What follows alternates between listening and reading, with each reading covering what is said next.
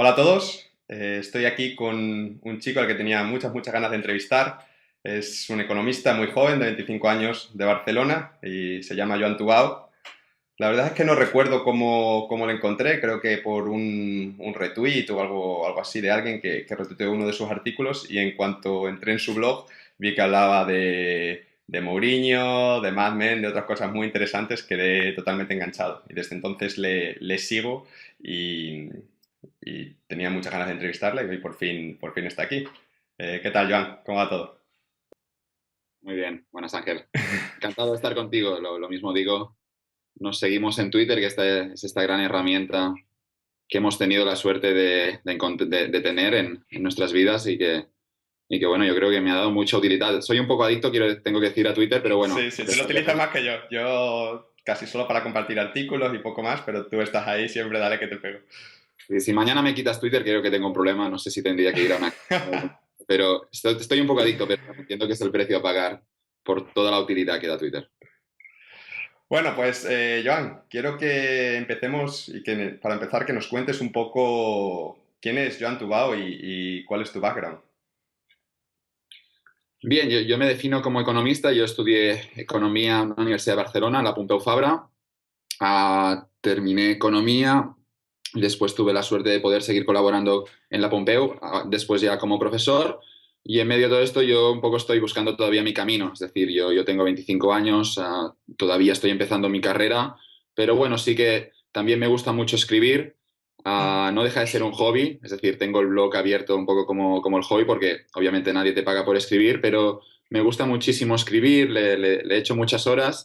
Y si tuviera dinero mañana, si fuera millonario, por decirlo de algún modo, seguramente lo único que haría con mi vida sería viajar por el mundo y escribir cosas de todos los sitios en los que puedo ir, actualizar el blog cada día, es lo que haría. Pero bueno, Ujú.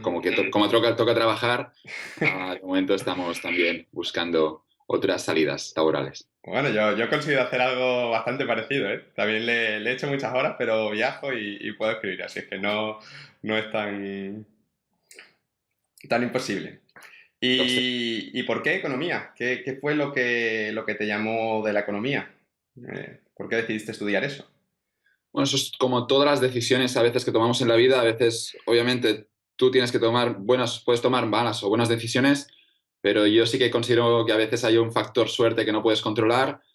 Y yo con 18 años no sabía lo que quería estudiar. Supongo que como todos los chavales de 18 años en España no tienen ni puta idea qué quieren hacer, pero es que es normal, tienes 18 años Ujú. y además has estudiado en un sistema durante el bachillerato y la secundaria en el que tampoco hay mucha orientación y no llegas nunca a saber qué es lo que tienes que ser de mayor, esta respuesta. Y lo que pasó es que yo simplemente no sabía que quería ser economista, pero sí que tuve la suerte de, por circunstancias de la vida, al final entrar en una buena universidad como era Pompeu Fabra. Ujú.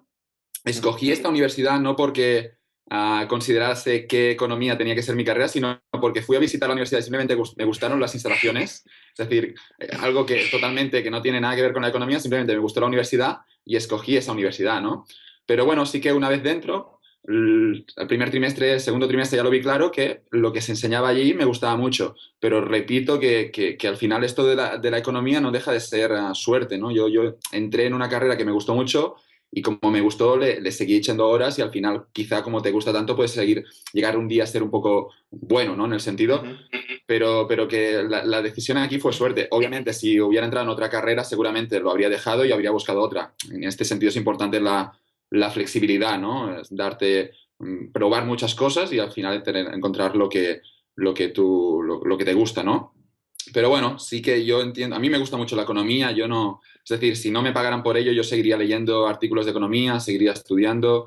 Cuando voy a la playa en verano me leo papers de economía y mi novia no lo entiende, porque ella es una novela, no entiende que pueda estar aquí un tío que cuando no tiene obligación de seguir estudiando economía, este tío se está leyendo un paper académico. Es decir, al final yo creo que esto es lo que marca la diferencia, ¿no? Que yo considero que he tenido mucha suerte, he tenido suerte de encontrar algo que me gusta mucho y Ujú. cuando te gusta algo mucho, obviamente lo haces ya no porque te paguen dinero, sino porque simplemente disfrutas leyendo economía y aprendiendo. Y bueno, estoy muy contento. La regla esa de Gladwell, bueno, no es de Gladwell, pero de las 10.000 horas famosa, está claro que si no le echas muchas horas a algo, obviamente nunca Vas vas a a ser ser bueno. vas a ser bueno, necesitas las 10.000 horas, además de alguien que te corrija, es decir, entrenar 10.000 horas, pero en la mala dirección no te lleva a ningún sitio. Pero yo considero que estoy teniendo mucha suerte porque he tenido mentores y he tenido gente que me ha estado guiando desde que he salido a la universidad y bueno, a partir de aquí a ver a dónde llego, pero bueno, me considero un tipo muy afortunado en este sentido. Es muy gracioso lo que cuentas de las instalaciones porque cuando a mí me ofrecieron lo de estudiar en Estados Unidos tenía varias universidades y la Sí. verdad es que no conocía ninguna y entré en las páginas web y elegí la universidad que tenía la página web más bonita. Así tal, dije, salía una con unos chicos sonriendo y dije, nada, aquí nos vamos, a Albuquerque. Yo no sabía ni que Albuquerque existía, todavía no había Breaking Bad, ¿no? Y me fui para allá. Y al final, pues salió bien la decisión, ¿no? Pero salió bien también. Pero fue, sí, pero fue un poco una decisión totalmente irracional sin pensar, esta universidad me va a dar más oportunidades o algo así, ¿no? Entonces me ha hecho mucha gracia. Pues bueno, Joan, hoy lo que me gustaría hablar contigo es un poco sobre los jóvenes españoles, ¿no? Estamos pasando por una época complicada en lo económico, en lo laboral, pues quiero hablar contigo de qué podemos hacer nosotros los jóvenes para sobrevivir, ¿no? a toda esta crisis. Y antes de empezar a entrar con preguntas más concretas sobre si es bueno ir a la universidad o hacer un máster, esas cosas, voy a aprovechar que estoy aquí con un economista para que nos hagas un pequeño resumen de la situación económica actual. ¿Cuál es tu opinión sobre la crisis y cómo crees que afecta al mercado laboral? Bueno, obviamente la crisis afecta negativamente al mercado. Estamos en una... No sabemos qué es lo que va a pasar. Hay mucha incertidumbre. Es decir, hemos crecido durante los últimos 200 años o 100 años. Ha habido un crecimiento que todos los años, durante algunos periodos de guerras, obviamente ha sido negativo, pero ha habido un crecimiento constante en los 100 años o 200 años de la historia que nos encontramos ahora. Es que lleva una incertidumbre porque sí que hay muchos economistas y muchos expertos que están pronosticando un cambio de ciclo, en el sentido de que no está tan claro que quizás sigamos creciendo al mismo ritmo que lo hacíamos, ¿no? Mucha gente, estamos en crisis y esto no es bueno para mucha gente que lo está sufriendo, pero muchos acusan esta crisis que es una crisis del capitalismo, una crisis del mercado. Yo me niego a aceptar esta hipótesis. Considero que es una crisis de la regulación de los estados. Tenemos una economía, precisamente estamos en crisis, entiendo, porque no existe el mercado en muchas economías, no existe la globalización, no podemos especializarnos, no podemos intercambiar bienes, no podemos aprovechar todo lo bueno de la mano invisible. Lo que pasa es que por esto estamos en crisis. A mí que me digan que es una crisis del capitalismo cuando los estados controlan el 50% del PIB y regulan hasta lo absurdo en algunas ocasiones la otra mitad del PIB, lo encuentro una broma de mal gusto. Es decir, no, el capitalismo no está funcionando como debería, pero porque simplemente hay demasiadas regulaciones, demasiado control público, hay demasiadas burocracias y eso impide que la gente pueda intercambiar sus bienes, es decir, impide que la gente quizá pueda crear una empresa en libertad y simplemente buscar compradores. No permitimos que el mercado funcione y esto nos lleva a una situación en la que hay mucha gente sufriendo, ¿no? Hay una obsesión por regular también. Tenemos una obsesión por la seguridad, queremos sentirnos protegidos. Estamos ahora en un periodo en el que hay mucha incertidumbre y no sabemos qué es lo que va a pasar y sí que estamos todos muy preocupados por intentar regular lo máximo para intentar crear esta falsa ilusión de seguridad. Pero bueno, ya te digo que esta es una ilusión artificial, temporal, porque los gobiernos pueden crear leyes, pueden crear empleo, pero no lo pueden hacer de forma sostenible. Es el mercado el único que a través de las decisiones voluntarias entre los agentes el que puede generar riqueza a largo plazo de forma sostenible, ¿no? Y lo que tenemos es a muchos gobiernos diciendo que van a crear empleo y obviamente no van a crear empleo. Hay una anécdota que me gusta mucho en la serie del ala oeste de la Casa Blanca, en la que hay un debate electoral entre los dos aspirantes a presidentes y la anécdota es que habla el presidente demócrata primero y dice ¿cuántos puestos de trabajo va a crear usted? El presidente demócrata responde la respuesta tradicional de los políticos de cualquier país. Yo voy a crear 2 millones, 3 millones de puestos de trabajo. La gente aplaude. Después le preguntan al otro, al republicano, que no estoy a favor ni de republicanos ni de demócratas, pero que sí es de un perfil de político más liberal. Y le preguntan, ¿cuántos puestos de trabajo va a crear usted? Y el tío responde 0 y se queda todo el mundo callado. Y no entienden nada. Y después de 5 segundos en silencio, al final dice, yo no tengo que crear puestos de trabajo, los empresarios, los emprendedores tienen que crear los puestos de trabajo, yo lo que voy a hacer es crear el marco para que la gente pueda crear sus empresas y pueda competir en libertad. Y yo voy a crear 0 puestos de trabajo, yo no quiero interferir en el mercado. este tío obviamente no se lleva el aplauso y lo siento por si alguien está viendo la serie por el spoiler, pero tampoco gana las elecciones. Al final la moraleja es que votamos al político que nos protege, que nos promete esta protección, pero esta protección es una ilusión. Nos podemos creer que estamos más protegidos en el corto plazo, pero en el largo la protección del político es artificial y termina cayendo. Y lo que pasa es que en esta sobreregulación, lo que pasa es que todos somos un poco más imbéciles. Pero bueno, ya te digo que el mercado obviamente tampoco es perfecto, hay que vigilarlo y hay que regularlo, pero no hasta el punto de que el Estado controle el 50%, entiendo yo. El mercado no es perfecto, pero sí que es comparado con las alternativas, es el sistema más eficiente que yo conozco y yo por esto entiendo que una mayor parte de la economía debe estar en manos del mercado, es decir, de todos nosotros y no de los políticos. La globalización, Internet, ¿cómo ha afectado eso? Porque pienso que ha tenido un gran impacto, ¿no? En esta época que estamos ahora, pues Internet, la globalización lo ha cambiado todo. Ahora podemos pillar un Ryanair, viajarnos a cualquier país de Europa por nada. Estamos hablando tú desde Barcelona, yo desde Cáceres, gratis. Y bueno, puedes mandar un email a un tío de Japón y le llega en 2 segundos, ¿no?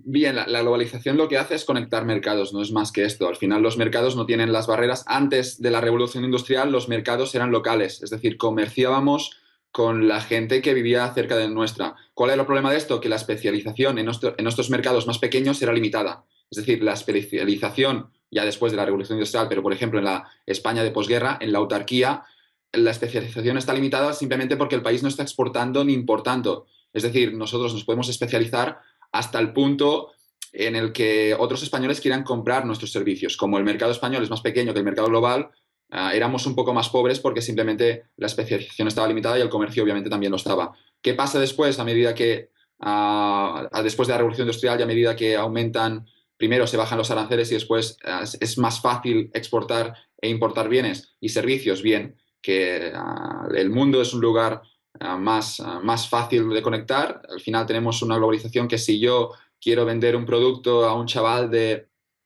Singapur gracias a Internet, yo puedo crear una página web y a través de una llamada por Skype quizá puedo terminar vendiéndolo en servicio. Es decir, las barreras que antes de la revolución industrial existían ya no existen porque antes era impensable. Los mercados están mucho más conectados, la especialización individual es muchísimo mayor, pero esto obviamente también tiene unas implicaciones y significa mucha mayor competencia. Ya no competimos solo contra los españoles, sino que compites contra chavales de todo el mundo y competiremos dentro de poco contra chavales de África y contra chavales de Asia que hasta hace 20 años eran pobres y que ahora gracias a Internet quizá tienen su oportunidad. Esto obviamente nos complica un poco la vida en el sentido de que antes el mundo era más estable y si hay gente que buscaba este equilibrio más estable lo tenía, pero ahora, aunque lo busques, no existirá, porque ya no existe esta seguridad que disfrutaron nuestros padres. Lo que hay es muchísimas más oportunidades, pero sí que también hay mucha más competencia y un escenario donde nada está garantizado y en el que yo me alegro muchísimo de vivir en estos años, por Sí, supuesto. eso es justo lo que te quería preguntar, ¿no? Porque te he leído varias veces en Twitter decir que la crisis es un regalo para los jóvenes. Y es una afirmación que así le puede chocar a mucha gente. Ahora, tal como están las cosas, con salarios súper bajos, un paro muy alto, mucha inestabilidad laboral, y llegas tú y le dices, no, no, esto es bueno, esto si eres joven, esto es un regalo. ¿A qué te refieres exactamente con que la crisis es un regalo para los jóvenes? Bueno, yo entiendo para chicos como tú o como yo, que bueno, que todavía no hemos cumplido los 30, que tenemos pocas obligaciones en el sentido de que no tenemos todavía que proveer a una familia, ni hemos contratado una hipoteca, ni tenemos unos pagos a final de mes. Yo entiendo que en este escenario, cuando alguien no tiene obligaciones, la crisis es algo muy bueno porque sí que hay incertidumbre, pero también hay muchísimas más oportunidades. Y en este sentido, yo como joven estoy muy contento de haber salido en el mercado en el momento de la mayor crisis económica de los últimos años, porque entiendo que en una crisis económica obviamente hay mucha gente que sufre, pero si tú tienes esta flexibilidad y no te preocupa al final de cada mes que tengas que pagar la hipoteca porque simplemente no tienes estas obligaciones, tú puedes competir, puedes encontrar cosas que no existían antes, ¿de acuerdo? Para nuestros padres o para alguien que tiene muchas obligaciones, la crisis es una putada, en el sentido de que yo tengo 2 niños de 10 años, tengo que pagar una hipoteca a final de mes, yo lo que quiero es estabilidad, yo quiero seguir con el crecimiento estable que había en los últimos años y yo no quiero ni escuchar la palabra crisis, porque significa que quizá un mes no puedo pagar la hipoteca, significa que quizá no puedo pagar la universidad que quería pagar a mis hijos y yo, si tengo 40 años, si tengo una familia, yo no quiero ni escuchar hablar de la crisis. Pero en la situación de muchos jóvenes que no tenemos obligaciones y que estamos, además, un poco protegidos por nuestros padres, que tenemos esta libertad para tomar unas decisiones, en algunos casos más arriesgadas, lo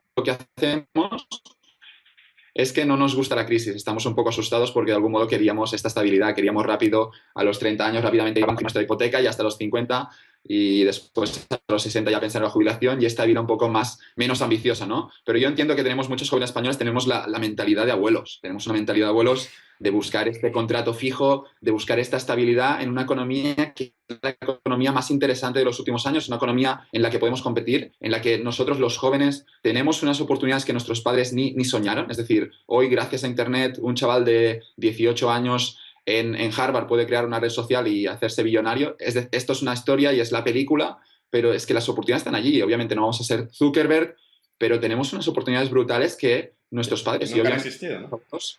Ni soñaron.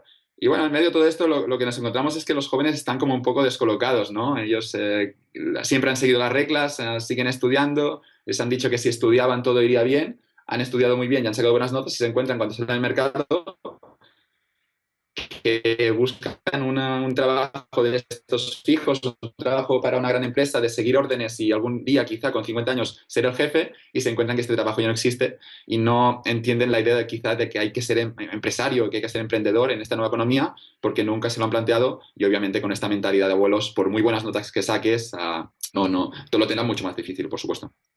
Bueno, entonces, por lo que cuentas, parece que la nueva situación económica exige a los jóvenes que cambiemos un poco nuestra mentalidad, ¿no? Que pasemos de una mentalidad de abuelos, como tú la llamas, de salir a empatar el partido 0-0, a una mentalidad diferente, ¿no? Más de buscar el riesgo, de quizás ser más humildes, ¿no? Porque ahora competimos con todo el mundo y sobre todo de responsabilidad individual, que son tres cosas de las que tú hablas frecuentemente, ¿no? ¿Qué mentalidad crees que es necesaria para sobrevivir en esta nueva economía, para que nos vaya bien las cosas? Bueno, primero esta idea del riesgo. Entiendo que tenemos que entender que el riesgo es algo que juega a nuestro favor y todos los jóvenes que vean la crisis o que vean este riesgo como una amenaza en lugar de una oportunidad, yo entiendo ya que están con la mentalidad incorrecta, entendiendo de que son chavales sin obligaciones que pueden hacer lo que quieran con su vida. En este sentido lo digo, no estamos en un país africano, tienes un pasaporte español que puedes ir a cualquier sitio del mundo, puedes hacer lo que quieras y al final muchas de estas decisiones no es tanto una cuestión obviamente hay gente que tiene más oportunidades que otras, pero es a veces cuestión de echarle huevos. Si tú te quieres ir de mochilero por Sudamérica o por Australia y hacer cualquier de estas aventuras, realmente, si tú lo piensas un segundo, no estás tan limitado. Es decir, tú tienes un pasaporte, puedes ir a todos los países del mundo casi con el español y hay estas oportunidades allí fuera. Es decir, no es tanto una cuestión de empezar a trabajar quizá a los 22 años, sino de formarte y de aprender cosas. Y hay muchos españoles que se autolimitan, creo yo, con sus decisiones.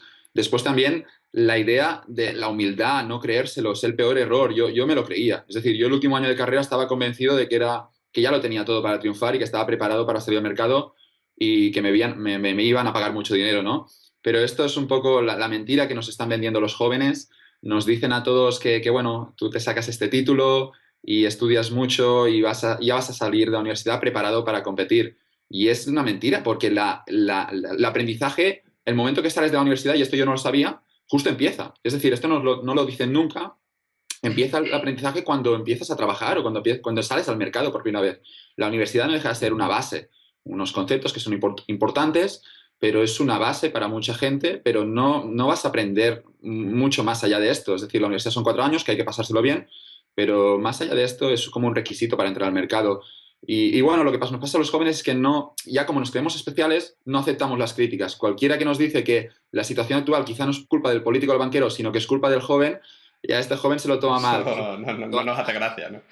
Cuando alguien habla de responsabilidad individual, de algún modo ya no lo queremos escuchar. Es decir, yo me he creado la mentira de que todo lo que me pasa, yo tengo cero responsabilidad y es todo culpa del político porque España no está bien gestionada o algo así. Obviamente los políticos son corruptos y tienen parte de la culpa, pero hay una gran responsabilidad individual en nuestras decisiones y hay que simplemente entender qué decisiones estamos tomando e intentar mejorar sobre ellas. Si nos equivocamos no pasa nada. Pero sí que hay los niños, al creerse especiales y al haberle dicho al niño tantas veces que es especial, ya no en la universidad que se lo decimos, sino incluso una vez salen y tienen su título y no encuentran el trabajo que querían, lo que les decimos socialmente es que son la generación mejor preparada de la historia. Es decir, prolongamos la mentira. Incluso les decimos a los chavales de que están mejor preparados que nadie y que es injusto que estos chavales con 2 títulos y 2 másters cobren 1.000 euros al mes. Bien, pues van a cobrar lo que decida el mercado en este sentido.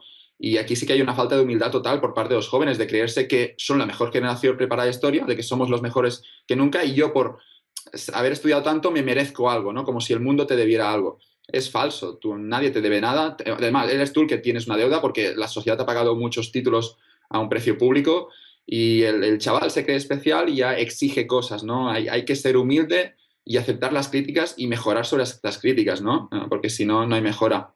Y la segunda es una mentalidad competitiva. Hay que entender el mercado como una competición, no hay que verlo de otra manera. Estamos aquí compitiendo ya no contra solo españoles, sino contra gente de todo el mundo. Y si no entiendes el mercado de esta manera, saldrás con la mentalidad que lo importante es participar y te van a pegar una hostia los 2 segundos. Es decir, hay que entender que el mercado es una jungla. Hay que ser, no tienes que fiarte de nadie, entendiendo que todos somos un poco cabroncetes y no hay que ir de buena fe, de buena fe y simplemente de salir a competir, intentar hacerlo bien, generar valor, pero repito, de no creérselo, de no creerse nunca especial, porque incluso aunque seas muy especial, siempre puedes seguir aprendiendo y si algún día te lo crees, pues dejarás de aprender porque pensarás que ya estás preparado, ¿no? Uh-huh. Ahora quiero hablar un poco contigo sobre la universidad, ¿no? En España la mayoría de los jóvenes van a la universidad porque creo que un poco tenemos un cliché de que si no vas a la universidad eres más torpe que el resto, algo así, ¿no? Que a la universidad van los listos y los torpes van a FP o hacen otra cosa. Sin embargo, mi experiencia personal es que la mayoría de jóvenes que hacen FP luego sí que encuentran trabajo y la mayoría de los que van a la universidad no lo encuentran, ¿no? Entonces, viendo todo esto y cómo están las cosas, ¿crees que ir a la universidad sigue mereciendo la pena o hay mejores opciones, como por ejemplo hacer el FP o incluso ahora algo que se está poniendo cada vez más de moda, el ser autodidacta y aprender pues a través de libros o a tu manera? Bueno, yo no puedo decir por nadie. Yo en mi caso, yo estudié en la universidad y estoy muy contento de haber ido a la universidad, ¿no? Pero sí que hay este problema socialmente de que les decimos a todos los chavales que, o un poco a las familias, ya no solo los chicos, sino los padres, de que si tu hijo no va a la universidad, pues tu hijo de algún modo no ha tenido tanto éxito como los que sí van a la universidad. Y esto es un error muy grande porque destruye la economía en el sentido de que, obviamente, sí que tenemos al final en España el 50% de los jóvenes que se están saliendo al mercado ahora con un título universitario, pero no deja de ser un escenario artificial. Es decir, estamos regalando títulos a mucha gente por hacer carreras de pinta y colorea. Le regalas el título, sobre el papel tú podrás argumentar que es la generación mejor preparada de historia, pero cuando después salen al mercado los empresarios ven que hay muchos chavales universitarios que realmente vienen de universidades sin prestigio o bueno, simplemente son muchos y lo que nos encontramos es que realmente todo este aprendizaje artificial que hemos creído que aprendíamos en las universidades no es tanto. En ese sentido, yo creo que hay que pensar un poco cuál es tu propósito, qué es lo que quieres hacer con tu vida. Es difícil responder siempre a estas preguntas, pero con 18 años intentar planteártelo y a partir de aquí tomar la decisión de si tienes que hacer FP, si realmente te interesa ir a la universidad. Yo si puedes entrar a una buena universidad, yo siempre lo recomiendo. Es decir, las universidades se aprenden cosas que no puedes aprender fuera de ellas. Incluso siendo autodidacta, en la universidad el hecho de estar rodeado de buenos alumnos, terminas conociendo gente muy interesante. Es decir, hay un aprendizaje más allá de las aulas que yo simplemente me he beneficiado mucho de toda la gente interesante que tenía alrededor en la universidad, he aprendido mucho de ellos y sí que con Internet es más fácil acceder al conocimiento y podemos, si yo quiero aprender economía, no me hace falta pagar 4 años de carrera porque puedo leer muchas páginas web, puedo leer muchos libros completamente gratuitos. Si voy a la biblioteca con los libros, con la web es gratis y puedo aprender economía por 0 euros. Pero sí que las universidades, especialmente si son buenas, hay un aprendizaje que no pueden ofrecer, el autoaprendizaje a los autodidactas, ¿no? Y sí que lo recomiendo, pero hay que pensar qué es lo que quieres y en función de esto decidir, ¿no? Si eres un genio estilo Steve Jobs, obviamente puedes prescindir completamente de la universidad, no te hace falta. Si eres un genio, vendrás el producto a quien quieras porque tienes este talento y puedes posicionarte como quieras en el mercado. Pero la mayoría de los mortales, y me incluyo a mí, pues necesitamos a veces este requisito de pasar por la universidad, de conocer a cierta gente. Obviamente el título también ayuda en algunos, es decir, a veces sin el título no puedes entrar en algunos mercados, pero repito que la universidad no debe ser un requisito, simplemente si realmente tú lo consideras que debes estudiar allí, pero el error sería creer que todos los jóvenes tienen que estudiar, porque obviamente al final estamos creando una sociedad donde todos los jóvenes son licenciados, pero esto no tiene relación en que todos los jóvenes estén generando más valor. A veces es la relación contraria. Tenemos más licenciados, pero generan incluso menor valor que si no lo fueran. Y bueno, imagínate que pienso un poco sobre lo que quiero hacer con mi vida y decido que sí que me conviene ir a la universidad. ¿Qué carrera debería elegir? ¿Debería elegir una carrera que me gusta? Yo que sé, me gusta historia del arte, pues o bellas artes, voy a hacer bellas artes. O debería elegir una cosa que tenga lo típico que te dicen tus padres, no elige algo que tenga buenas salidas, que sepas que te vas a colocar en el mercado. ¿Por qué lado conviene más tirar? Oye, yo entiendo que siempre hay un equilibrio. Por un lado, si no te gusta lo que estás haciendo, nunca vas a ser el mejor. Si tú no trabajas con pasión, yo no voy a yo no voy a leer papers de otra cosa que no sea economía en la playa. Por tanto, no tengo opción de ser el mejor si estudio arquitectura, porque seguramente no tengo ni los skills, pero después tampoco tengo la voluntad. Tú tienes que hacer algo que te guste, está claro, pero después también tienes que pensar en función del mercado, ¿no? Si no tienes salidas, no importa que seas el mejor, porque nunca te van a pagar por ello y tú tienes que pensar de este modo también. Es decir, a mí me gusta mucho la arqueología y estoy haciendo ahora un curso de egiptología en Coursera, pero no dejo de tomármelo como un hobby. Es decir, quizá un día soy uno de los mayores expertos mundiales en egiptología, pero entendiendo que las tumbas ya han sido descubiertas y que no hay una demanda de gente que quiera pagar para arqueólogos o una demanda mucho más baja que en otros sectores, yo renuncio de este modo a ganarme la vida como arqueólogo y seguiré aprendiendo sobre Egipto y sobre los faraones y sobre las momias, pero me lo tomo como un hobby, igual que el tío que hace un Ironman. Hay mucha gente en España que creo que se están tomando el hobby como una posible carrera profesional. Y cuando encuentran que nadie quiere pagar por ello, pues después se enfadan y dicen que la sociedad no funciona, que la economía no funciona y que los políticos son corruptos. Bien, la economía funciona, lo único que pasa es que esto que has aprendido no lo quiere comprar nadie, es tan simple como esto y hay que entenderlo y hay que aceptar esta situación. En cualquier caso, siempre es un equilibrio, ¿no? Tú tienes que pensar en términos de mercado, en el sentido de que quién va a pagar por lo que tú estás haciendo. Tú tienes que plantearte siempre esta pregunta: ¿quién te va a pagar, quién te va a pagar dinero a ti para que vendas tus servicios? Pero después también hay que buscar algo que te guste. Yo no considero que al final la gente tenga que estudiar cosas que no le gustan simplemente para vender más, por una simple razón: si es que si no te gustan, es que no le vas a meter las horas, no le vas a meter el esfuerzo necesario y obviamente no vas a tener éxito. Sí, aunque encuentres el mejor trabajo del mundo, vas a estar amargado, ¿no? Porque Está dices, claro. todos los días voy a hacer una cosa que odio, que no me interesa, si me pagan 3.000 euros, pero me da igual, ¿no? Llevo a casa...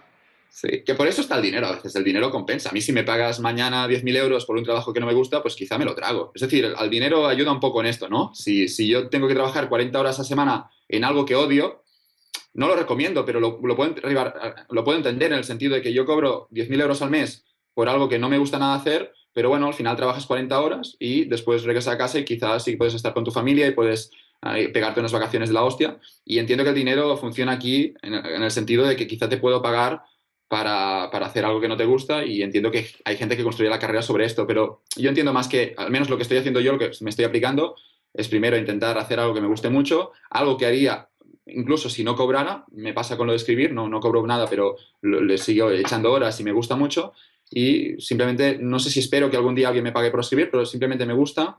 Y con la economía lo mismo. Yo sigo leyendo, pero es que estoy en la universidad ahora y doy clases, pero es que si no me pagaran clases, si no me pagan las clases, yo seguiría yendo a la universidad. Esto que no lo escucha la Pompeu Fabra, que quizá no me en este mes, pero es así. Yo el aprendizaje que estoy obteniendo es tan grande, y sí que hay quizá la preocupación muchas veces por los jóvenes en el corto plazo de preocuparse por obtener un salario, de maximizar aquí el dinero solo salir a la universidad. Y lo que es más importante, justo salir a la universidad, no es tanto cobrar mucho dinero, sino trabajar en un sitio donde se maximice tu aprendizaje.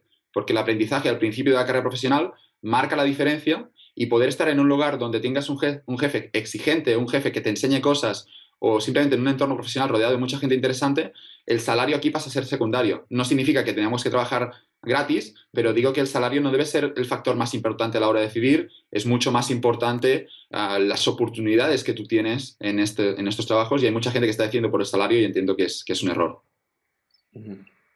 Estoy muy de acuerdo contigo en cuanto al equilibrio de algo que te guste, pero también algo que tenga una demanda, ¿no? Porque si estudias una cosa que no tiene demanda, pues te puede gustar todo lo que quieras, a mí me puede gustar todo lo que quiera, yo que sé, comer pizza, pero bueno, pues nadie va a pagar por eso, ¿no?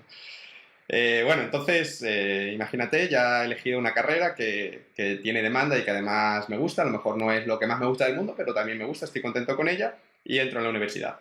Y la universidad, pues bueno, son 4 años en los que son 4 años bastante cómodos, diría yo, que sí, tienes que estudiar y tal, pero tienes pocas obligaciones, tienes mucho tiempo libre, muchas fiestas, lo pasas bien, pero al acabar la universidad, pues todo el mundo sale con el mismo título que tú, ¿no? Entonces, de alguna manera, creo que conviene durante esos 4 años aprovecharlo lo mejor posible para llegar al final lo mejor preparado. ¿Qué recomiendas tú para aprovechar al máximo esos años de universidad? Por ejemplo, ¿piensas que es buena idea irse de Erasmus o deberíamos en verano buscar prácticas, como se hace mucho en Estados Unidos? ¿O deberíamos solo centrarnos en sacar el máximo número de matrículas de honor posible y tener un buen expediente? ¿Cómo sacamos el máximo partido a esos años universitarios?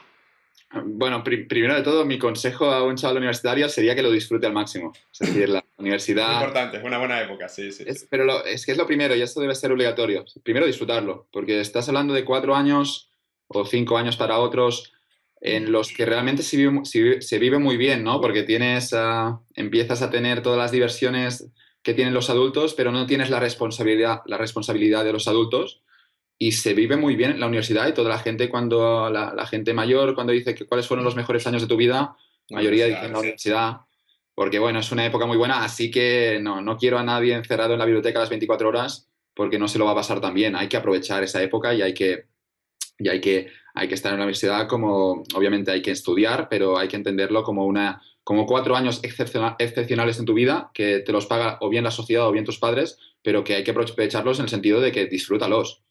Son 4 años muy buenos, donde vas a conocer gente muy interesante e intenta disfrutarlo al máximo. No estés en la biblioteca las 24 horas, salir de fiesta es bueno en este sentido también, ¿vale?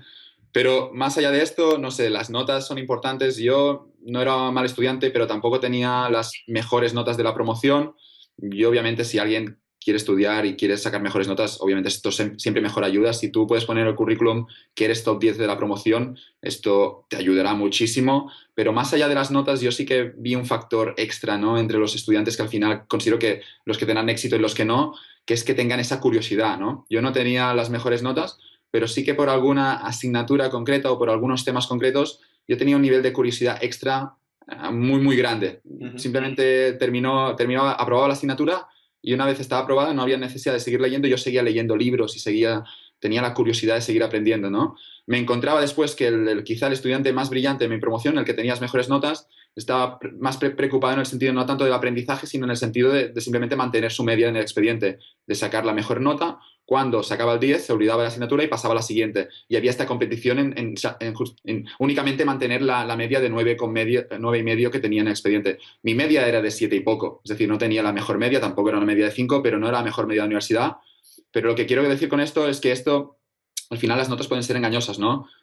Es bueno estudiar, pero más allá del estudio, la gente que ha tenido los mejores puestos de trabajo de mi promoción son gente que tenía esta curiosidad, que tenía este extra de preguntarse cosas que no se preguntaban los otros, y esto al final te lleva a sitios en el que obviamente alguien que simplemente sigue las reglas no va a llegar, ¿no? El Erasmus yo lo recomiendo, o el Erasmus o el intercambio fuera es algo imprescindible, diría. Por una razón, al final vivimos en España o vivimos aquí en una ciudad, en Barcelona o en Madrid o en Cáceres, y podemos llegar a pensar, al menos en Barcelona, en Cáceres supongo que es más difícil, pero en Barcelona, al ser una ciudad de 1,5 millones de personas y que hay mucha gente de todo el mundo, tú puedes llegar a creerte que lo sabes todo. Y esto sería también el principal error. El mundo es un lugar muy grande, hay 200 países, hay culturas muy diferentes y todo lo que sea salir del pueblo, en este caso Barcelona, y salir a ver nuevas culturas y conocer a gente diferente, todo esto es aprendizaje para ti. Y el Erasmus, sí que hay gente criticando el Erasmus diciendo de que los Erasmus solo van de fiesta y solo van a follar, pero yo entiendo el Erasmus. Yo fui a Estados Unidos y estuve solo 4 meses, pero más allá de la fiesta en Estados Unidos, yo vi una cultura y vi a mucha gente diferente y terminé entendiendo cómo funcionaba un país completamente distinto al mío y me ayudó mucho y vi el mundo con otros ojos. Y Sí, te si no abren hubiera los ido a ojos, Estados sí. Unidos, dime, dime. Te abren los ojos, sí. Sí, si no hubiera ido a Estados Unidos, pero hubiera ido a Alemania, hubiera sido lo mismo. Salir del pueblo siempre es bueno y el error sería pensar que lo sabemos todo. De nuevo, los chavales españoles con 4 años de carrera se piensan que están preparados y no lo están. Y también muchos se creen que ya lo saben todo con 21 años y obviamente no sabes nada. Es que eres un Bambi y todavía te queda muchísimo para aprender. Pero es que es normal y muchos están preocupados, ¿no? En el sentido de que les criticas. Yo estoy ahora profesor y les puedes criticar alguna cosa y si es una chica incluso se puede poner a llorar o se lo toman muy mal, ¿no? De, joder, es que nunca me habían criticado. Bueno, tómatelo bien, una crítica. Es decir, tienes 18 años, es que tienes que mejorar cosas. El error es creerte que con 18 tú sabes hacer una presentación en público. No sabes hacerla, lo único que te han engañado. Te han dicho muchas veces que sabes hacerlo, que lo haces muy bien, que porque pintas el PowerPoint de coloretes, esto ya queda muy bonito y porque siempre te han dado aplausos, eres la chica más lista porque en bachillerato sacabas solo 10 y la chica llega a creérselo, pero es que no está preparada. En el mundo, cuando salga al mundo profesional, se le exigirá perfección y ya, hoy está deliberando un 7 o un 8, pero es que se le exigirá el 10. Y el hecho es que los chavales, como siempre les dicen cosas buenas, se lo pueden llegar a creer, ¿no? Pero obviamente no están preparados y aquí no aceptan las críticas porque nunca les han criticado y el problema es que sin críticas obviamente no hay mejora y no pueden crecer. Bueno, entonces hago mis 4 años de carrera, me voy de Erasmus a Alemania, lo paso muy bien. Tengo esa curiosidad, ¿no? Que tú dices, que la universidad me expone a muchas asignaturas diferentes y hay 2 o 3 que me llaman más la atención. De esas hablo con el profesor, le digo que quiero aprender más, me leo libros, tal cual. Pero llega el último año de carrera y se acerca el final y tengo que decidir qué hacer con mi vida, ¿no? Y a mí me escriben un montón de jóvenes que están en el último año de carrera, me dicen, mira, Ángel, es que estoy perdidísimo, estoy en cuarto y no sé qué hacer, no sé qué hacer, el mercado laboral que me espera pues no pinta bien, no sé si hacer un máster, no sé si irme a Londres a estudiar inglés y no tienen ni idea, ¿no? Primero te gustaría preguntar si en tu opinión piensas que esto es algo normal, ¿no? Y luego que nos dijeses qué le recomendarías a estas personas para aclarar sus ideas y un poco saber qué es lo que quieren hacer con su vida o qué es lo que más les conviene. Bien, yo puedo hablar de mi caso. Yo estaba perdidísimo en el último año de carrera y estaba tan perdido. Es decir, yo no había pensado durante los 3 primeros años de carrera, yo no había pensado un segundo sobre... Es decir, estaba aplicándome el método pasarlo bien en la universidad, pero no había perdido un segundo de mi vida y esto obviamente es un error porque hay que pasárselo bien, pero también hay que pensar en el futuro. No había pensado un segundo de qué es lo que haré yo el día que salga de la universidad. Estaba preocupado en ir a las clases y aprender y pasármelo bien, pero no estaba tan preocupado por mi futuro profesional. Obviamente hay que pensar en el futuro, en lo que quieres hacer desde el día uno, es desde el primer día en la universidad, tú tienes que empezar a buscar ya, a buscar cursos, a buscar cosas que entiendes que puedan gustarte y te puedan ser de utilidad, ¿no? Y obviamente si tú tienes, después, una vez has salido y quizá no encuentras el trabajo que quieres, quizá puedes incluso estudiar un máster si realmente le encuentras un propósito. Pero yo estaba tan perdido cuando salí que decidí ser periodista. Es decir, así es como de perdido estaba al salir de la universidad. No tenía claro nada, sabía que me gustaba escribir y digo, bueno, pues este chaval va a escribir un poco sobre la economía y bueno, yo dije esto en casa y a mis padres casi les da un ataque en el sentido, le hemos pagado esto al niño, le hemos subsidiado hasta los 21 años para que después se meta periodista. Joder, lo llego a saber y no le pago ni la educación ni la universidad, ¿no? Pero en cualquier caso, mis padres, yo estoy muy agradecido porque lo respetaron, ¿no? Más allá de esta broma, mis padres entendieron que yo había tomado esta decisión de ser periodista y empezar a escribir sobre la economía, es decir, tampoco no estaba, los conocimientos que había aprendido durante los 4 años los estaba aprovechando de algún modo, pero decidí ser periodista y después sobre esto yo me fijé un escenario ideal, es decir, yo dónde quiero estar dentro de 20 años y respondí a esta pregunta, pues ven, yo dentro de 20 años yo quiero ser periodista del Wall Street Journal, ¿de acuerdo? Este fue el escenario ideal que yo me fijé. ¿Qué pasó en medio de todo esto? Pues que yo empecé a tomar las decisiones para llegar a este escenario sabiendo ya que no llegaría. Es decir, de algún modo yo sabía que esto era un poco como un escenario ideal, pero simplemente que me ayudaría a conseguir otras cosas. Pero yo me fijé esta meta y empecé a tomar las decisiones para poder llegar un día a esta meta. ¿De acuerdo? ¿Qué hice cuando salí? Pues contacté con algunos periodistas que conocía, a través de Twitter algunos, especialmente a Carlos Esteban, que estaba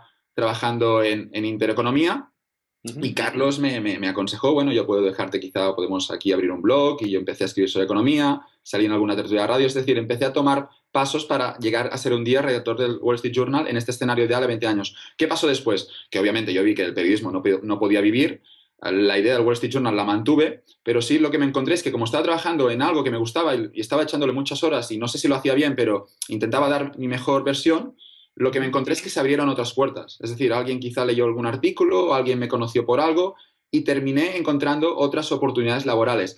Obviamente, dentro de 20 años, ahora ya sé que no voy a trabajar en el Wall Street Journal, pero haber tomado esta decisión, haber decidido ser periodista cuando salgo de la universidad, ha permitido quizá que hoy esté en otros trabajos que no hubiera podido encontrar si no hubiera tomado esta decisión. Es decir, es bueno fijarse el escenario ideal, pero sobre esto, y lo más importante, es ofrecerte flexibilidad. Una vez te lo has fijado, es importante regalarte esta flexibilidad de que si en algún momento no ves algo claro, cambiar de rumbo, ¿vale? Hay mucha gente que entiendo que se fija el escenario y yo quiero hacer esto con mi vida y después no contemplan ninguna alternativa. Es muy importante en la economía actual contemplar muchas alternativas, ser flexible. Es decir, yo desarrollo los skills para ser periodista, para hablar de economía, pero estos skills quizá me sirven para escribir el Wall Street Journal o quizá me sirven para ser analista de una firma de inversiones, ¿de acuerdo? Es decir, tú tienes que ofrecerte esta flexibilidad y sobre esto terminar decidiendo. Es bueno fijarte el escenario ideal, pero en algún momento entiendo que también que hay que matar algunos sueños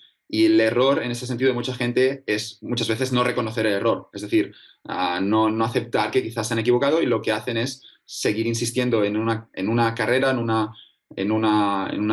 meta que de algún modo es imposible. Es bueno el trial and error en todo este proceso porque es bueno ir probando muchas cosas. Es decir, yo no sabía que me gustaba economía, pero si no me hubiera gustado, habría dejado la carrera y hubiera hecho otra cosa. Es muy bueno tener un trial and error bastante eficiente en el sentido de que yo pruebo una cosa, si no me gusta, cambio rápido, no voy a perder 2 o 3 días. Tú vas probando muchísimas cosas y al final digo yo que alguna encontrarás que te gustará más que las otras. La gente que decide buscar trabajo, ¿no? Acaba la universidad y decide, bueno, pues voy a buscar trabajo, pues muchas veces lo que pasa es que ahí es cuando se dan cuenta de la realidad, ¿no?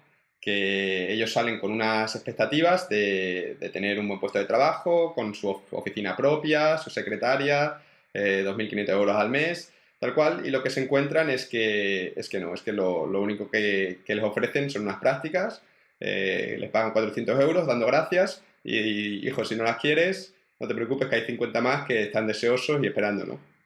Y es como una bofetada de realidad, ¿no? ¿Y qué es lo que falla aquí? ¿Por qué pasa eso? ¿Es los 400 euros que le ofrecen a esta persona? ¿Es culpa de la crisis? ¿Los empresarios son unos cabrones que se aprovechan de los demás? ¿O quizás simplemente es que no somos tan listos y realmente nos merecemos esos 400 euros? De nuevo, son las dos cosas. Los empresarios van a intentar ofrecer el menor salario y por nuestra parte, obviamente, no estamos tan bien preparados como creemos. Hay un gap de expectativas brutal. Es decir, el joven español se cree muy bien preparado, se cree muy listo, se cree ya preparado para generar valor en el mercado y seguramente la mayoría de ellos no lo están. ¿Qué pasa, además, en medio de todo esto, que empeora el problema? Que los jóvenes estamos encantados en el papel de víctimas. Estamos muy cómodos viviendo, sintiéndonos las víctimas de un sistema. ¿Y qué es lo que pasa cuando tú te desarrollas la idea de que eres víctima de alguien, de una tercera parte, del político, del banquero o de cualquier otro cabrón que hay por ahí? Pues obviamente que cuando tú ya eres víctima de algo, obviamente ya no es responsabilidad tuya y por tanto no puedes hacer nada para arreglarlo, ¿no? Son las ideas de Podemos, de algún modo, que muchos de los votantes de Podemos son jóvenes universitarios que no encuentran el trabajo que querían y las ideas de Podemos o las ideas de todos estos jóvenes al final es negar la responsabilidad individual, es decir, todo lo que está pasando, todo lo malo que está pasando en mi vida o todo lo malo que está pasando en España, todo es culpa de los políticos del PP o todo es culpa de los políticos corruptos o todo es culpa de estos banqueros que obviamente todos ellos se aprovecharon del sistema corrupto, pero yo entiendo que los jóvenes tenemos una responsabilidad, los jóvenes hemos tomado decisiones a veces incorrectas y hay que reconocerlo y los jóvenes quizá hemos vivido muy bien porque hemos tenido la protección que nos han ofrecido nuestros padres en algunas ocasiones incluso hasta demasiado.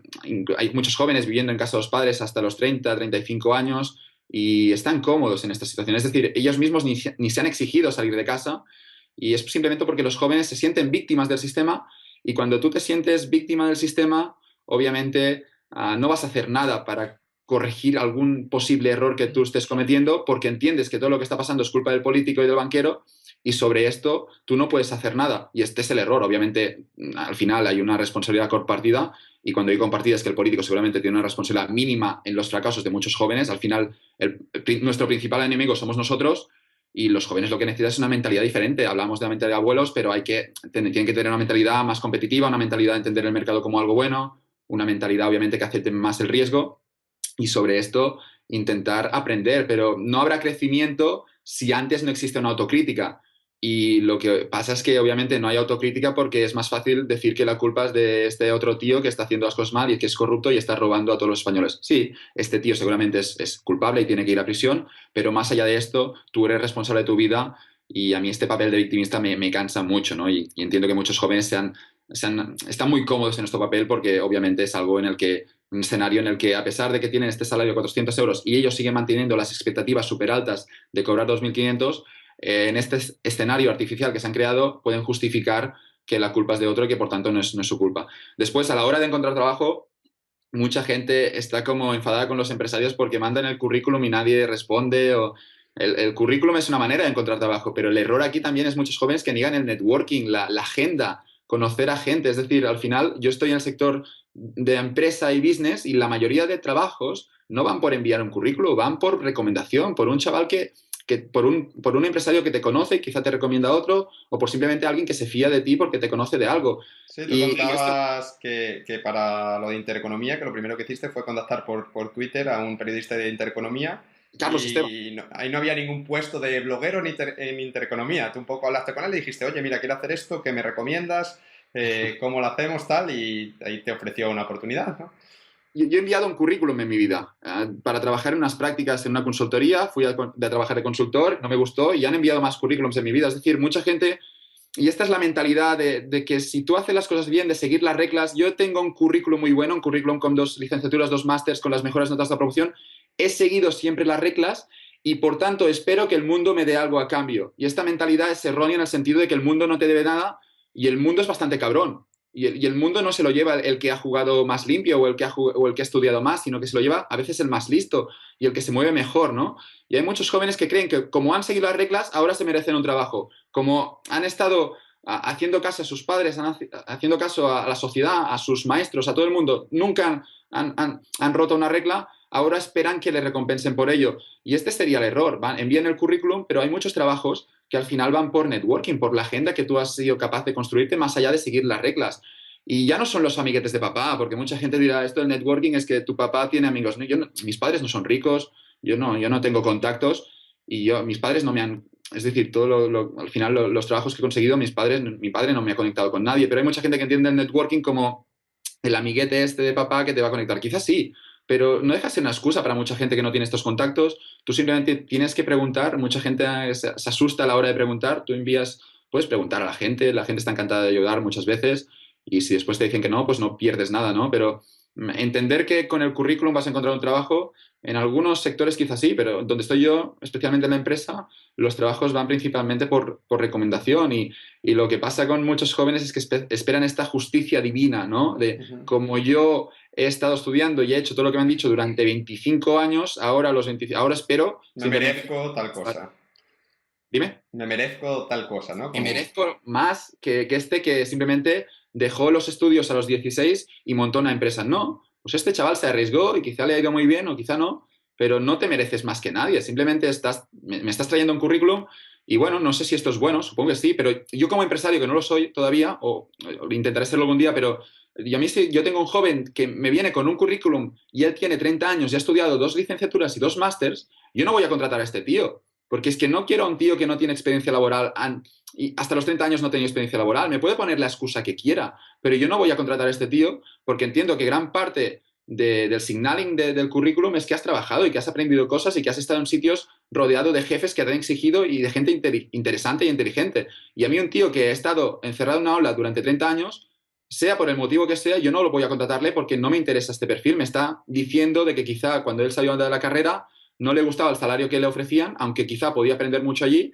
y lo que decidió es estudiar un máster que quizá no tiene tanta utilidad.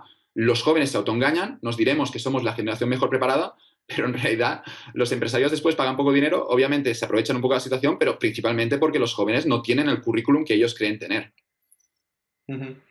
Estoy muy de acuerdo con lo que has dicho, ¿no? Yo creo que se podría resumir en eso, en moverse, en ser proactivo, no esperar a que alguien te venga a salvar, ¿no? Yo escribí Es la un mentalidad. artículo, un Es la artículo que... mentalidad, esto de que te vengan a salvar de un poco lo que nos hemos encontrado. En casa nos lo han solucionado todo. Hemos podido entrar en las universidades que queríamos. Lo hemos tenido todo siempre hecho. Y lo que nos esperamos es que, como siempre nos lo han hecho todo, hemos seguido un caminito y hemos ido por este camino que siempre ha estado bien señalizado, al menos de algún modo está bastante claro todo lo que tenemos que hacer. Y nos han dicho muchas veces, no te salgas del camino.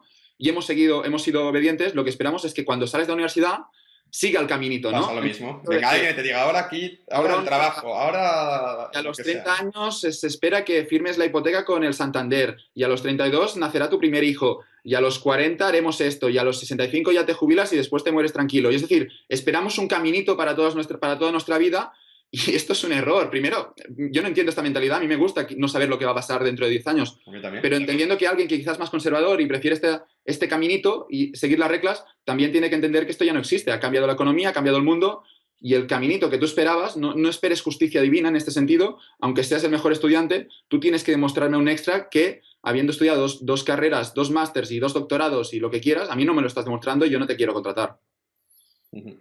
Muy bien, muy de acuerdo, muy de acuerdo. Te dije que escribí un artículo que se llamaba Nadie te va a venir a salvar, ¿no? En el que decía que Sí. a nadie le importa que te vaya bien o mal, quizá a tu madre un poco, pero ya está. Y hubo gente que estaba muy de acuerdo, pero también gente que no le hizo gracia. No le hizo gracia, Es que muy, estamos muy solos, curioso. estamos solos compitiendo en el mercado. No esperes ayuda de nadie. Nadie te va a ayudar. Tenemos una familia y la familia se preocupa, pero hay una competición aquí. E incluso con los amigos, hay una competición y estamos compitiendo por pocos puestos de trabajo y por unas oportunidades que son limitadas. Y negar la competición te lleva a un escenario en el que no vas a competir, vas a intentar participar y te vas a meter la hostia, porque aunque tú no quieras competir, tienes a 1.000 millones de chinos que sí que quieren competir y estos tíos van a ofrecer un producto más barato que tú y vas a tener que terminar trabajando por ellos, que es lo que está pasando en España, que los bares de Barcelona, al menos los bar Manolo de toda la vida, ahora hay Lo chinos. llevan chinos aquí también, ¿eh? Entras ahí, Bar Manolo, y de pronto te atiende un chino y dices, coño, ¿qué pasa aquí? Ya Bar Manolo es el chino. Sí, sí, yo creo que lo que comentas de la competición, me gusta una frase que creo que dice en algún artículo, ¿no? No todos los monos se pueden follar a la guapa, ¿no? Que es una competición y bueno, pues hay ganadores y hay gente que no le va tan bien, ¿no? Pero bueno, La frase es que el socialismo fracasa porque no todos los monos se pueden follar a la guapa. Y es que es así, cuando no dejamos de ser animales aquí, estamos compitiendo. Y creer que porque somos más listos vamos a organizar un sistema político en el que todos vamos a follar con la guapa o en el que todos vamos a ser ricos.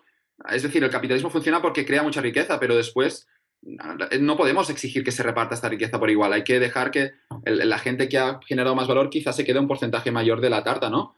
Y lo que pasa es que hay mucha gente que está exigiendo igualdad de oportunidades, pero va en contra de nuestra naturaleza en el sentido de que seguimos siendo monos y antes los monos que follaban eran el 5% y el 95% de machos pues se quedaba sin follar toda su vida. Y las hembras, bueno, obviamente había un mono dominante que es el que procreaba con todas las hembras. Y seguimos siendo estos monos. La idea es esta, es que ahora somos más listos, tenemos menos pelo y en principio tenemos una sociedad muchísimo mejor, obviamente, pero seguimos teniendo esta naturaleza animal y no podemos negarla. y bueno, ¿qué tenemos que hacer para... Bueno, has hablado varias veces de generar valor, de crear valor, que tú tienes que aportar valor al mercado, ¿no? ¿Qué tenemos que hacer para que en vez de que nos ofrezcan un sueldo de 400 euros, sí que nos ofrezcan ese sueldo que esperamos? ¿Cómo podemos diferenciarnos del resto de personas que están buscando trabajo y mandando currículums a todas partes? Bueno, entiendo primero que la pasión, obviamente, encontrar algo que realmente te guste, que tenga salidas en el mercado, pero encontrar algo en el que tú puedas dar este extra simplemente porque te gusta mucho lo que estás haciendo. Sin la pasión no vas a exigirte y simplemente tu trabajo va a ser una obligación y aquí no podrás ser tan bueno como alguien que simplemente trabaja porque le encanta lo que está haciendo. Yo entiendo que la pasión es clave en este sentido. Y después, lo más importante en todo esto, Peter Thiel, el inversor de Silicon Valley, hablaba en un vídeo de crear de monopolios, es decir, de algún modo escapar de la competencia. Es una idea que los economistas, a mí me chocó cuando lo escuché porque siempre había escuchado que la competencia era buena. Bien, la competencia es buena para el consumidor siempre, que haya muchas aerolíneas ahora en el mercado hace que bajen los precios y yo puedo viajar con Ryanair o con Vueling a un precio más barato que si no hubiera competencia. Es decir, yo como consumidor la competencia es buena, pero cuando tú eres el ofertante la competencia es una puta mierda, porque significa que hay otro tío haciendo lo mismo a un precio más bajo, tú tienes que bajar precio, tienes que ofrecer más calidad, tú lo que quieres es un monopolio, ¿de acuerdo? Los economistas entendemos que los monopolios son perniciosos para la economía y por tanto hay cierta regulación intentando evitar los monopolios, pero no a nivel macro, sino a nivel micro del individuo.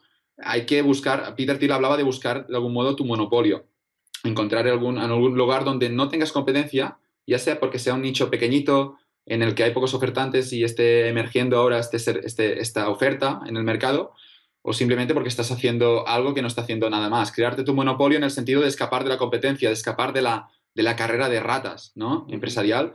Mucha gente dentro de una multinacional, todos compitiendo por unos pocos sitios arriba, todos dejándose la vida, dejándose la piel para esa empresa y después se encuentran en esta carrera de ratas que quizá la empresa cierra cuando ellos tienen 40 años y tienen que buscar otro trabajo en algún sitio. La economía está cambiando y obviamente el trabajo dentro de una multinacional se puede plantear, pero hay que aceptar mucho más la idea de que quizá vamos a ser todos como pequeños emprendedores, vamos a ser freelancers vendiendo nuestros servicios a un mercado mucho más conectado. Es decir, va a ser mucho más fácil al final vender tus servicios porque se han reducido los costes de transacción. Yo, si creo una página web y quiero ofrecer cualquier servicio, puedo hacerlo a través de la página web y a través de Skype o a través de cualquier método es más fácil conectar la oferta con la demanda y tú no necesitas la infraestructura de una gran empresa del mismo modo que nuestros padres hubieran necesitado si hubieran empezado cualquier negocio hace 30 años, ¿de acuerdo? Tú hoy, siendo tú solo, puedes empezar cualquier cosa que te pase si tienes una idea y obviamente si la ejecutas de forma correcta. Pero repito que huir de algún modo de esta competición, yo tengo a muchos chavales, muchos amigos míos que han salido de la promoción y están en esta carrera de ratas, ya se han metido, ya están trabajando muchas horas en una empresa en la que no les gusta su trabajo, que odian incluso algunos, pero se han metido en la carrera de ratas en el sentido de que empiezan a trabajar, pero empiezan también ya a contraer obligaciones. Algunos están pensando ya en firmar una hipoteca. Yo me vuelvo loco. ¿Cómo quieres hacer esto, tío? ¿Qué vas a hacer? ¿Qué pasa el día que firmas una hipoteca? Que ya estás dentro de la carrera de ratas 100% y ya no puedes escapar. Como tienes cuotas que pagar durante los próximos 25 años, por mucho que odies tu trabajo, te lo tienes que comer con patatas. ¿Qué le pasa a mucha gente que está en sitios que no le gustan, pero como han tomado las decisiones incorrectas y han firmado una hipoteca con 27 años y después, obviamente, han tenido un niño? No digo que la gente no tiene que tener niños, pero han contraído unas obligaciones y ahora tienen que pagar por ellas. El problema es que toda esta gente simplemente está en un trabajo que odia y tiene que estar allí 50, 60 horas a semana. El dinero no compensa en este sentido porque quizás solo cobran 2.000 y no pueden renunciar al trabajo porque se espera que paguen la letra a final de mes. Ya no pueden salir. Y están atrapados, está claro. Pero bueno, hay que escapar de esta carrera de ratas y buscar de algún modo estos monopolios. El consejo de Thiel lo encuentro brillante. Sí, me gusta la idea, ¿no? En vez de meterte en un nicho, digamos, crear tu propio nicho, porque ahí vas a ser el único y, bueno, pues vas a ser diferente, vas a poder cobrar lo que quieras y te va a ir mejor. Está claro. Relacionado con esto, te quería preguntar sobre el debate entre especializarte mucho en algo y pagar por el resto de servicios o una cosa que vengo yo escuchando que se llama más ahora un poco de volver al ideal del Renacimiento, de saber hacer muchas cosas, ¿no? Por un lado parece que la especialización tiene la ventaja de que, bueno, si eres muy bueno en algo, pues te van a pagar mucho por ese algo, pero luego vas a tener también que gastar mucho en todo lo demás. Y tiene el riesgo de que si la demanda de eso que tú eres muy bueno cae, pues de pronto te quedas un poco con el culo al aire. Sin embargo, si sabes hacer varias cosas, si una falla, puedes tirar de la otra. Quizás no ganes tanto, pero eres un poco más resistente a esta incertidumbre de la que venimos hablando de la economía. ¿Cómo ves tú ese tema? ¿Crees que es una buena idea súper especializarse en algo o deberíamos dominar varias cosas? ¿Cómo lo ves? Yo entiendo la especialización extrema que todos nosotros estamos intentando desarrollar, porque al final vivimos en una economía donde nos van a pagar por hacer una cosa y no por hacer muchas. Y nos han dicho siempre que tienes que hacer algo muy, muy bien y que esto después tú lo vendes en un mercado que es bastante eficiente y a través de este mercado tú vas a ganar mucho dinero y vas a poder pagar por el resto de cosas que tú quieres en tu vida. Es decir, especialízate mucho en algo y ya vas a pagar por el resto. No intentes aprender más cosas. Yo compro este discurso, a mí me gusta. Yo, de hecho, estoy haciendo esta apuesta. Estoy especializándome mucho en la economía y no sé si dentro de 20 años, el problema aquí es que dentro de 20 años puede pasar que, como la economía es mucho más inestable, el mercado no sabemos qué es lo que va a pasar, podría pasar que dentro de 20 años no hay demanda para economistas, ¿de acuerdo? Ha pasado mucha gente, cuando tú te especializas, hay mucha gente que se especializó en el año 2005 en empezar una carrera de arquitectura en España, están haciendo una apuesta, pero lo que se encuentran es que cuando salen de la carrera ya no hay demanda para arquitectos en España. No es el fin del mundo, es decir, tú puedes corregir sobre esto, puedes ir de otro país, puedes aprender los conocimientos de arquitectura, los puedes aplicar quizá en otro sitio, es decir, tampoco, al final todos tomamos decisiones y lo que estamos es haciendo apuestas en el mercado. A veces las apuestas funcionan, a veces no, pero cuando la especialización es tan grande y tiene un coste tan alto, ya no económico, sino de haber invertido 10 años de tu vida en aprender algo que quizá un día el mercado no requiere, el problema es que te puedes encontrar en una situación en la que tú eres el mejor de algo y después hay un robot o un algoritmo que lo hace mejor, ¿no? Tengo muchos amigos auditores que lo que están haciendo es especializarse mucho, ya han estado 4 años de carrera más los años ahora en cualquiera de estas compañías de auditoría y lo que se pueden encontrar es que quizá hay un programa informático, no dentro de 5 años, pero dentro de 20 años, que simplemente puede hacer las cuentas de las empresas si yo le meto los datos y solo necesito ya a un tío que los revise. Pero todos los 50 tíos que estaban revisando las cuentas de la empresa, estos tíos ya son prescindibles. ¿Qué pasa aquí en la especialización? Que obviamente especializarte en el extremo te deja desprotegido en esta economía más inestable, ¿no? ¿Qué recomiendo en medio de todo esto? Yo supongo que es importante especializarte y la economía al final te van a pagar solo por una cosa. En este sentido, yo creo que la idea de especialización es buena, pero más allá de la especialización, tú tienes que desarrollar unas habilidades que puedas trasladar a otros mercados. Es decir, yo entiendo que más allá de la economía es importante que yo aprenda a pensar bien, que aprenda a estructurar mi cabeza, que aprenda a tener un pensamiento crítico, que me pregunte las cosas, por qué están pasando estas cosas. Si yo desarrollo esta mentalidad, quizá dentro de 20 años ya no van a contratar a economistas, pero quizá podré trabajar en una empresa, en un departamento de marketing, por decirlo como. Es decir, el hecho de tener un pensamiento crítico, de tener esta curiosidad, de tener estos extras de lo que hablamos antes, te da la ventaja de que aunque tú tengas que hacer la apuesta igualmente y te la puedas comer con patatas porque no sabemos qué es lo que va a pasar en el mundo, yo no sé si habrá economistas dentro de 20 años, no puedo decírtelo porque quizá habrá algunos robots o inteligencia artificial que lo hará mejor que nosotros porque los economistas se ha demostrado que somos muy malos prediciendo lo que pasa es que, obviamente, yo no sé si habrá demanda, pero sí que puedo desarrollar estas habilidades extra. Puedo tener una cabeza más buena, más bien amueblada, puedo, sobre todo el pensamiento crítico, ¿no? Nos hemos acostumbrado todos los chavales a contestar respuestas. No es tanto el problema hoy, es decir, ¿qué sabemos hacer? Sabemos contestar test, sabemos contestar exámenes y sabemos muchas respuestas, pero ¿qué es lo que te dará un salario en el futuro? No tanto responder la respuesta, sino plantear la pregunta. Suena mucho al libro de autoayuda, pero es que creo que es así, en el sentido de que la respuesta, yo si quiero una respuesta, yo no necesito ningún chaval que haya estudiado nada. Tengo una cosa que se llama Google, que lo miro en mi smartphone y le pregunto a Google la respuesta de cualquier cosa que me pase por la cabeza. Google me dará la respuesta. Es más importante hoy, para conseguir un salario, no tanto responder preguntas antiguas, sino plantear las nuevas preguntas. Y para esto, para llegar a plantear las nuevas preguntas, necesitas esta curiosidad, necesitas el pensamiento crítico, y esto es muchas cosas que los jóvenes no han desarrollado, ¿no? Porque estaban cómodos en este escenario en el que seguían las reglas, en el que no hacía falta pensar diferente, en el que tú podías ser una oveja y seguías cobrando tu salario a final de mes, y lo que se encuentran muchos de estos jóvenes es que ahora ya no es importante responder y ser obediente, sino lo que importa es ser quizá un poco un rebelde y plantearte cosas que no se preguntan los otros, y esto marca la diferencia, ¿no? Hay que desarrollar esta mentalidad, está claro, y especializarse, pero con cuidado. Me parece acertado lo que dices, ¿no? De especializarse más en algo, pero al mismo tiempo tener una serie de habilidades generales que digamos que te puede servir para todo, como la de la curiosidad, el pensamiento crítico y demás. ¿Qué otras habilidades añadirías a este grupo de habilidades que te van a valer para todo, que te van a valer, te especialices en lo que te especialices, te van a ser útiles, ¿no? Por ejemplo, yo escribir diría que es una de estas habilidades. De hecho, no sé si has leído el libro que se llama Rework de Jason Fried y, bueno, no recuerdo el nombre del autor ahora. Y ellos comentan que cuando le llegan varios currículums, que una de las cosas que más se fijan es en cómo escribe esa persona, ¿no? Que si tienen que elegir entre dos candidatos, eligen al que mejor escribe porque es la persona que más clara tiene las ideas y mejor sabe expresarlas, ¿no? Entonces, además de pensamiento crítico, de escribir, ¿qué otras habilidades ves imprescindibles y que habría que empezar a desarrollar desde ya porque te van a valer para toda tu vida? Sí, bueno, yo obviamente escribir, yo lo suscribo plenamente en el sentido, a mí escribir me ha ayudado mucho a estructurar mi cabeza y mis ideas. Al final tú escribes y como lo ves en el papel y es un esfuerzo, escribir es un sacrificio, es muy difícil escribir y llegar a plasmar las ideas de forma clara en el Word, ¿no? Cuando es muy difícil llegar a escribir un artículo bueno, y tú que escribes también lo sabrás, No sé, un no sé. artículo relevante, aunque sean cortitos, es difícil llegar a plantear todas las ideas correctas y escribir es algo que ayuda mucho a estructurar la cabeza, ¿no? Y hay mucha gente en España que simplemente no sabe escribir. Yo, de nuevo, si algún día soy empresario y tengo a alguien que me envía, ya, es que ya no es que no sepan escribir, es que hacen faltas de ortografía y ya no...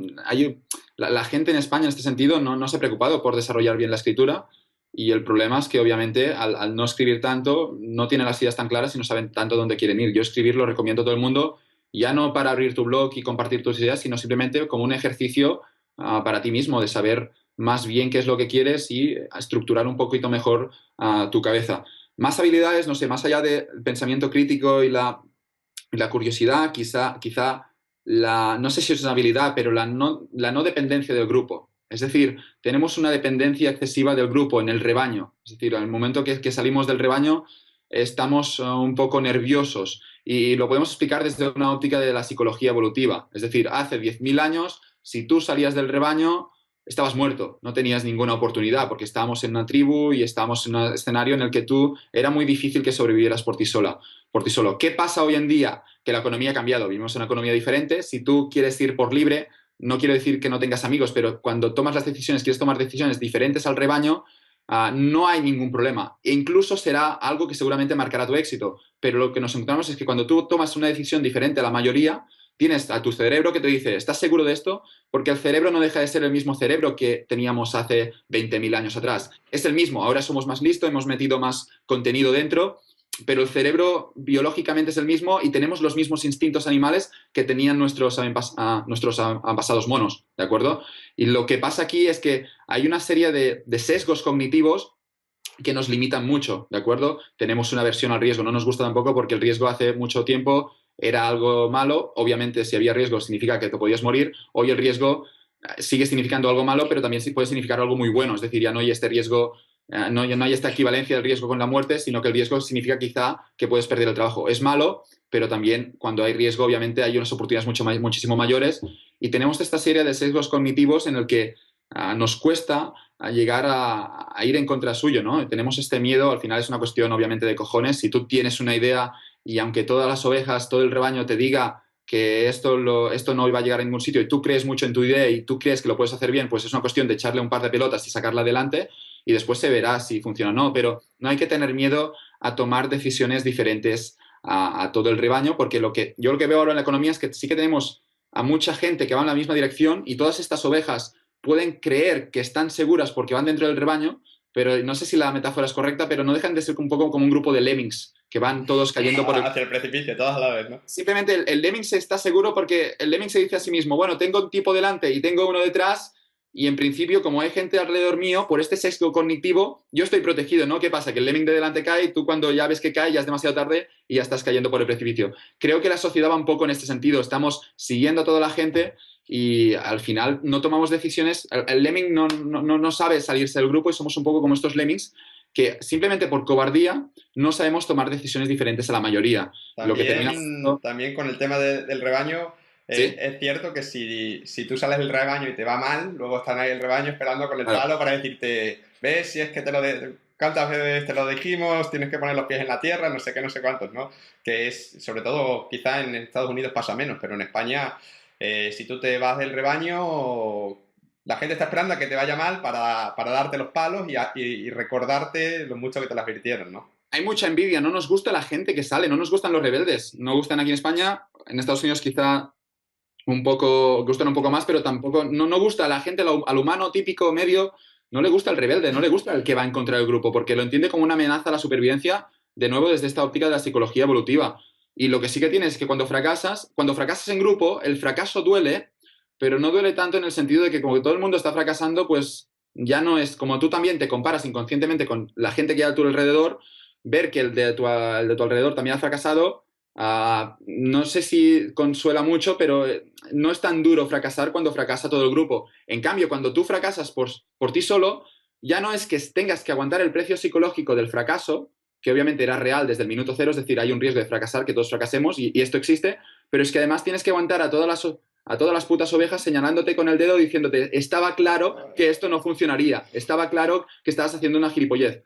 Que después no sabemos si quizá hubiera funcionado. A veces el éxito o fracaso viene condicionado por factores que no puedes controlar. Pero claro, hay este precio extra de todas las ovejas señalándote con el dedo y diciéndote, estaba claro que esta idea era una puta mierda. Claro, te tienes que comer esto. Ante esta decisión lo que decidimos hacer es, bueno, yo me quedo en el rebaño, entiendo que el rebaño quizás va directamente al precipicio, pero me da igual en el sentido de que la alternativa a salirme del rebaño y que me vaya mal, prefiero evitar esto y prefiero de momento seguir dentro del rebaño, que haya una pequeña posibilidad quizá de que nos salvemos y aunque seamos lemmings, voy a seguir a los otros lemmings y esperar a ver qué pasa. Hay que desarrollar esta mentalidad, al final es un sesgo evolutivo, es decir, hay que ser valiente y hay que perderle el miedo a tomar una decisión diferente a la mayoría, ¿de acuerdo? Este sesgo explica las burbujas. ¿Por qué la gente compraba pisos de 300.000, 400.000 euros por un piso de 30, 40 metros cuadrados? ¿Por qué hacían esto? ¿Creían que el piso valía esto? No lo creían. Ellos cuando pensaban en una hipoteca, pero como había muchas ovejas a su alrededor comprando los pisos a este precio y todo el mundo, el tonto de la clase estaba forrando y el tonto de la clase tenía un Porsche, tú no querías ser menos que el tonto de la clase y tú también querías hacer dinero con estas inversiones de comprar un piso y al final había muchas ovejas comprando pisos, especulando y teníamos a toda la sociedad española creyéndose rica, pero era una falsa ilusión. Es decir, el tonto de la clase obviamente se había comprado un Porsche, pero ahora este tío ya se lo ha tenido que vender porque no puede pagar ni la gasolina. Las ovejas se siguen las unas a las otras, esto explica las burbujas, pero tú de algún modo tienes que desarrollar las habilidades para salir de esto, tienes que llegar a ser valiente en el sentido de que si estás solo, obviamente siempre será más difícil, no lo niego, pero hay que pagar este precio para tener éxito y que no le tengan miedo a decir fuera del rebaño. Otra habilidad que considero muy importante, vamos, imprescindible, es el inglés, ¿no? Hablo Sí. mucho de esto en mi blog, que a mí el inglés me ha abierto muchísimas puertas. Y bueno, que si no supiese inglés, cuando me voy a cualquier otro país, no puedo hablar con la gente en el albergue, me muero del asco, ¿no? ¿Cómo de importante ves tú el inglés? ¿Lo ves también imprescindible? Es imprescindible, es que no es la lengua que hablará en el mundo. Si alguien quiere estudiar chino, adelante, pero yo, entendiendo que soy economista y pienso de forma muy racional a veces, he entendido que ahora sé 3 idiomas, hablo catalán, español e inglés, no voy a aprender nunca más otro idioma, ¿de acuerdo? No voy a perder un segundo en aprender francés porque doy por hecho que todo el mundo hablará inglés. Doy por hecho de que será la lengua, no sé si de todo el mundo, pero la lengua de los negocios. Y que si soy un día un turista y me voy a cualquier país, en el hotel, como todo el mundo habla inglés, al final será la lengua que se hablará en el mundo. Es importantísimo tener inglés no solo el nivel first, sino el nivel profesional. Es decir, muchos chavales se creen que con un nivel bajo ya será suficiente, pero yo estoy en una carrera de empresa y de economía, mucha gente quiere trabajar quizá en un banco de inversión en Londres, quieren trabajar fuera de España. Para trabajar fuera de España, el inglés básico ya no es suficiente, tú tienes que desarrollar un inglés profesional. Y para hacer esto solo hay una manera, que es echándole muchas horas. Yo recomiendo en el inglés leer mucho. Yo tengo la suerte de que puedo leer mucho en inglés. Me gusta el fútbol americano. Incluso para el hobby de esto, termino leyendo artículos sobre fútbol americano, sigo partidos en inglés. Pero además, el inglés se aprende obviamente marchándote fuera un tiempo y hablándolo con mucha gente y perdiéndole el miedo. Yo no he tenido nunca miedo al inglés. Lo empecé a aprender tarde porque estudié en una escuela donde no se explicaba muy bien el inglés y me encontré en primera universidad que no sabía ni todo el inglés que necesitaba, pero de nuevo, no lo cogí nunca como una excusa y he seguido aprendiendo inglés y sobre todo a la hora de aprender inglés algo muy importante es no tenerle miedo al sentido de que hay mucha gente que no habla inglés en el sentido de que quizá voy a decir algo mal dicho, quizá voy a meter la pata. Yo entiendo que una vez tienes un mínimo de inglés, que el mínimo puede ser el nivel First Certificate, una vez llegas aquí, tú ya no tienes excusa porque tienes que hablar con inglés con todo el mundo y no tienes que tenerle miedo a decir algo fuera del lugar, simplemente intenta hablar y un día te vas a despertar y vas a decirte, coño, si ya sé hablar inglés, ¿qué ha pasado aquí? Y este clic lo hemos hecho todos, supongo. Una vez llegas aquí, después hay que profesionalizarlo, hay que hablar un inglés profesional, hay que intentar escribirlo sin faltas. En esto estamos en desventaja con los nativos, nunca vamos a ser tan buenos, pero de nuevo, hay que hablar tanto inglés como se pueda porque es la lengua que se hablará en el mundo y el español también. Tenemos mucha suerte en este sentido de que el español, la segunda lengua del mundo, la tenemos desde pequeñitos y la podemos hablar y escribir sin faltas. Bueno, yo considero que tenemos un perfil muy potente los españoles si llegamos a aprender inglés. La pregunta aquí obviamente es ¿por qué coño los niños de primaria no están haciendo todas las clases en inglés? Todas. ya no algunas, O, sino o los dibujos en inglés, ¿no? Como en otros países que le ponen ya los dibujos desde los 3 años, ya están viendo los dibujitos en versión original con subtítulos. Y me contaba alguien que conocí por ahí de viaje que decía, no, mi hermano pequeño quería aprender a leer para poder entender los dibujos cuanto antes, ¿no? Y están escuchando en inglés desde chicos y yo creo que quieras o no, eso se sí, nota, sí. ¿no? En mi familia no se hablaba español y miraba los dibujos en castellano, las películas de Disney, terminé aprendiendo un poco español por eso, ¿no? Cataluña, si vives en familia catalana y el pueblo es catalán, el español no lo escuchas mucho, pero sí que lo terminas aprendiendo porque lo escuchas alrededor tuyo. Se puede hacer lo mismo con el inglés, es decir, aunque el entorno sea catalano parlante o españoles que hablan español, lo que se puede hacer es rodear a los niños de inglés, ya sea el padre que le hable directamente a veces en inglés o incluso los dibujos en la tele, pero sobre todo la educación. Yo no entiendo cómo se hacen solo 2 horas de inglés a la semana cuando además es mucho más fácil aprenderlo siendo un niño. Yo siempre me he arrepentido de que siendo pequeño quizá de algún modo mis padres no decidieran enseñarme más inglés porque después me ha costado más, pero bueno, entiendo de que tampoco estaba tan claro antes, pero para el futuro hay que enseñar inglés a todos los niños y bueno, y saber también español y al final tienes dos lenguas que son muy potentes y que esto puedes ir por todo el mundo, es así de simple. Totalmente de acuerdo.